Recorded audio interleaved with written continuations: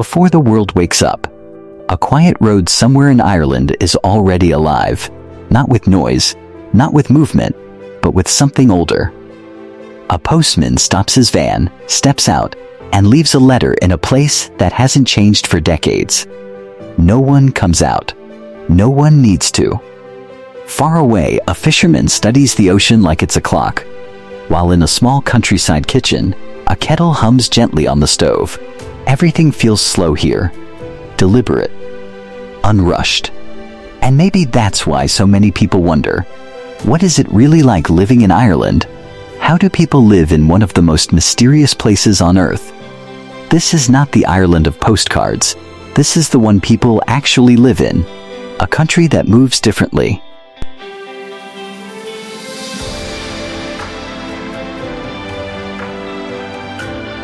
Morning doesn't arrive in a hurry here. It doesn't burst through the sky or demand attention.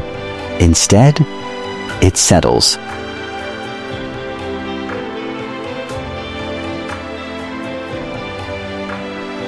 Quietly, like a soft layer of light gently resting over the land. The horizon stays muted. A blend of pale gray and faded blue.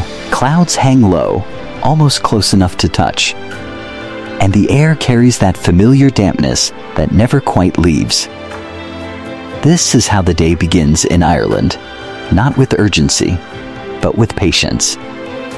On a narrow countryside lane, far from the noise of cities, a small white van moves steadily forward. The road itself feels older than time. It twists gently through the landscape, bordered by rough stone walls built by hands that are no longer here. Stone by stone, without machines, without shortcuts. These walls have stood through rain, wind, and generations of change, and yet they remain exactly where they were first placed. The van slows down, then stops. The engine stays running for a moment before going silent. The driver steps out, no rush in his movement, no wasted energy. Just a routine repeated so many times, it no longer needs thought. There is no mailbox here, no polished front gate, no modern system. Instead, there's something simpler. A metal container, slightly worn, resting quietly beside the wall. It doesn't stand out. It doesn't try to. But it has been there for years, serving its purpose without question. The postman takes a letter from his hand, pauses only for a second, then places it inside. No knock, no announcement, no expectation of anyone coming out to receive it. Because that's not how things work here. The system doesn't rely on presence, it relies on trust. The letter will be found. It always is. Not immediately, not urgently, but exactly when it needs to be. The postman closes the container, turns back, gets into the van, and continues down the same road as he has done countless mornings before.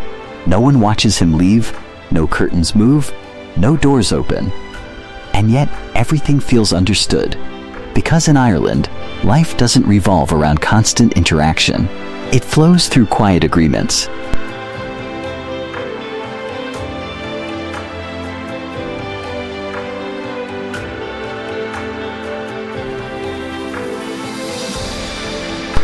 Unspoken systems, and routines that have been passed down so naturally, they no longer need explaining. Here, people don't rush to keep up with time, they move with it. And somehow, that makes all the difference. Life by the sea, far to the south, where the land slowly gives way to the Atlantic, the rhythm of life begins differently. Here, it's not the clock that decides the day, it's the ocean. Before the sun fully rises, the harbor is already awake, not with noise, but with movement. Gentle, measured, familiar. The water shifts quietly against the docks. Ropes creak softly against wood. Seagulls circle overhead, their calls breaking the silence just enough to remind you. This place never truly sleeps. A fisherman stands on a small boat, alone, balanced against the slow movement of the tide. His boots are wet, his hands are rough, and his focus is absolute. There is no conversation here, no background noise. Only the sound of water, the pull of rope, and the quiet hum of a world that moves at its own pace. He reaches down, gathers a coil of rope, and begins to work. Not quickly, not slowly, but with precision, the kind that doesn't come from learning, but from years of repetition, from mornings just like this one. Every movement feels automatic, not careless, but practiced. His hands know exactly what to do, even before his mind catches up. Because out here, experience matters more than speed. The sea isn't something to conquer, it isn't something to challenge. Because the ocean doesn't respond to force, it responds to understanding. The fisherman doesn't fight it, he reads it. The way the water moves, the direction of the wind, the weight of the air, small changes, almost invisible to anyone else, tell him everything he needs to know. The tide decides when he leaves, and more importantly, when he returns. The wind decides the risk. A slight shift can mean the difference between a normal day and one that demands caution. So nothing is rushed, nothing is forced. He starts the engine. It comes to life with a low, steady vibration, not loud enough to break the calm, but strong enough to carry him forward. The boat pulls away from the harbor, slowly at first, leaving behind a trail that disappears almost as quickly as it forms. The shoreline begins to fade. The land becomes distant. And for a moment, it's just him and the open water. Out here, time feels different, not measured in minutes or hours, but in conditions, in movement, in instinct, and every action, from casting the nets, to adjusting the course, to watching the horizon, feels like part of something much older, a rhythm that existed long before him, passed down, not through words, but through doing. Because in this part of Ireland, you don't control the sea, you learn to live with it.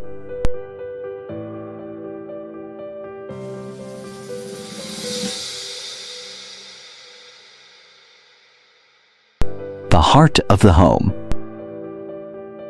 Inside a countryside home, the world feels different. Smaller, quieter, warmer. The outside may be covered in gray skies and damp air, but inside, there is comfort. A kettle sits on the stove. It doesn't scream for attention. It doesn't rush the moment. It simply hums, softly, steadily, until it's ready. A faint whistle rises, not sharp, not urgent, just enough to say, "I'm here." Someone reaches for it, not in a hurry, not distracted, just present. Water is poured, tea leaves settle, steam rises slowly into the air, filling the kitchen with a warmth that feels familiar.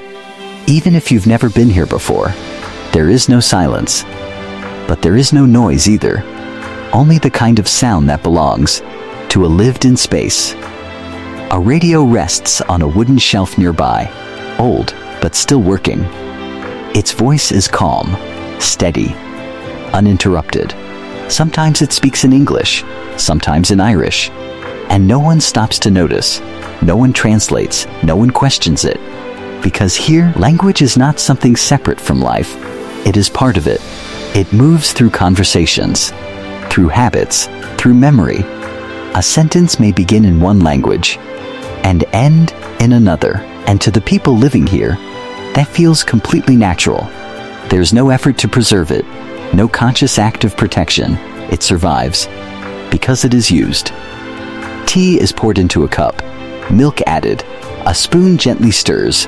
The small rituals of daily life continue, unchanged, unrushed, uncomplicated. And in this quiet kitchen, you begin to understand something. In Ireland, home is not just a place, it's a feeling, a rhythm of simple moments. The empty villages, on the western edge of Ireland, where the land meets the Atlantic, you begin to notice something unusual. At first, it looks like any other countryside.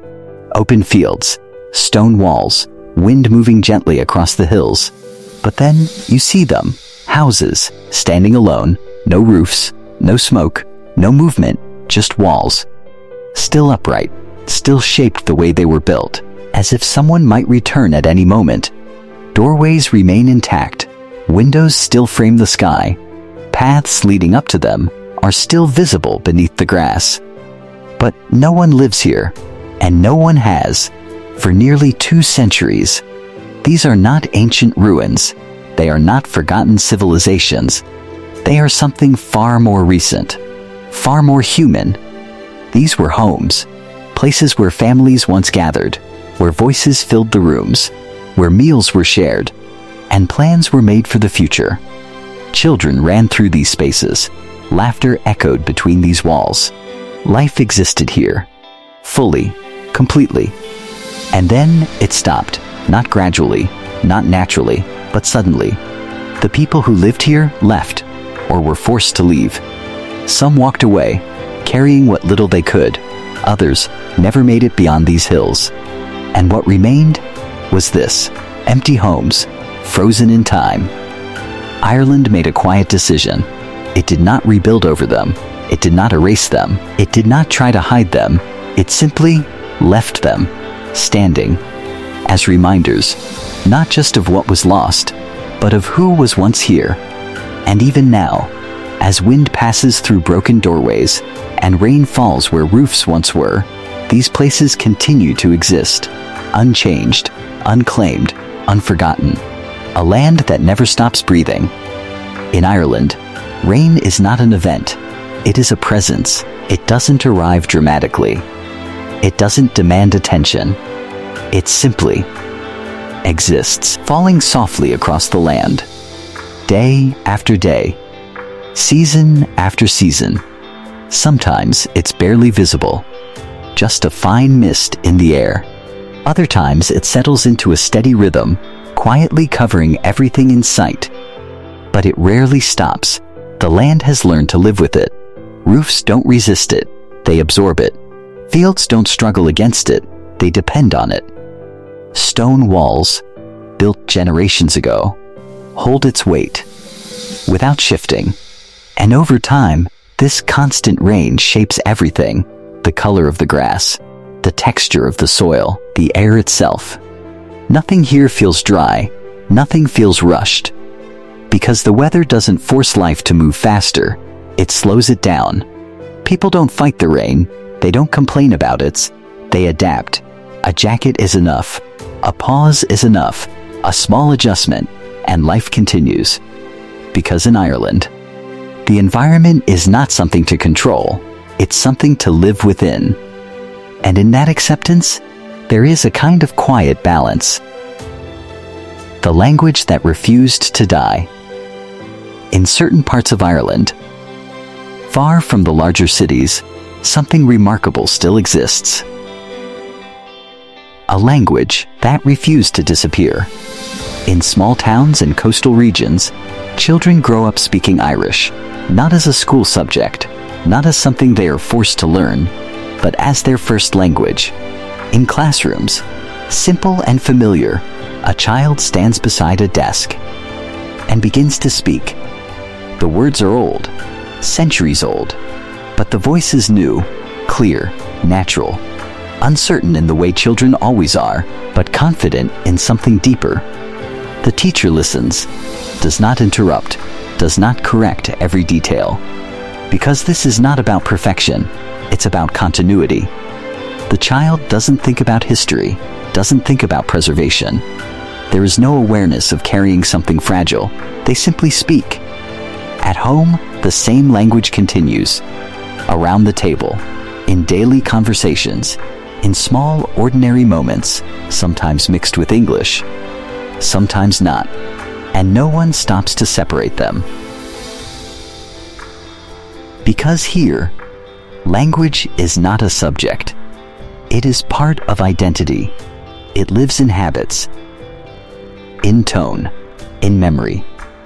And somehow, without force, without pressure, without effort, it survives. Where music never left as evening arrives, and the light begins to fade, something else takes its place. In a quiet pub, tucked into a small town, a few people gather. No stage, no lighting, no announcement, just a table, 3 chairs, and instruments that have been carried in by hand. A fiddle, a flute, a drum. They sit down, no introduction, no discussion, and then it begins. A single note, followed by another. The rhythm builds, not loudly, but naturally. This is not a performance. No one is trying to impress anyone. There is no audience, only presence. The music moves through the room, filling the space without overpowering it.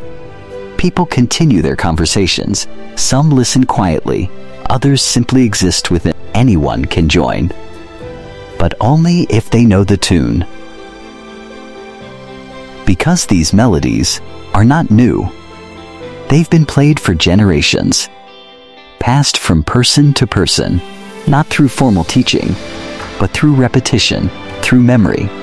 Some of these tunes are older than the buildings around them, older than the country as it exists today, the New Ireland. But Ireland is not only its past, it is also changing. In the capital, the landscape shifts. Old stone buildings stand beside modern glass structures. Narrow historic streets open into wide urban spaces. And within them, a different kind of life unfolds. Global companies operate here. People from different countries arrive, bringing new languages, new cultures, new ideas. The pace is faster. The rhythm is different, but it doesn't replace what came before. It exists alongside it. For the first time in over a century, the population is growing again. People who once left are returning. Others arrive for the first time and choose to stay. New homes are built, new stories begin, and slowly, something that was once missing begins to return. Not all at once, not completely, but enough to feel the difference. Ireland is not loud. It doesn't try to stand out. It doesn't demand attention. And maybe that's exactly why it stays with you. Because everything here, the roads, the houses, the music, the silence, carries something deeper. A memory, a loss, a resilience, and a quiet understanding that life does not need to be fast to be meaningful. That not everything valuable needs to be seen, to be felt. And that sometimes the most powerful stories are the ones spoken softly.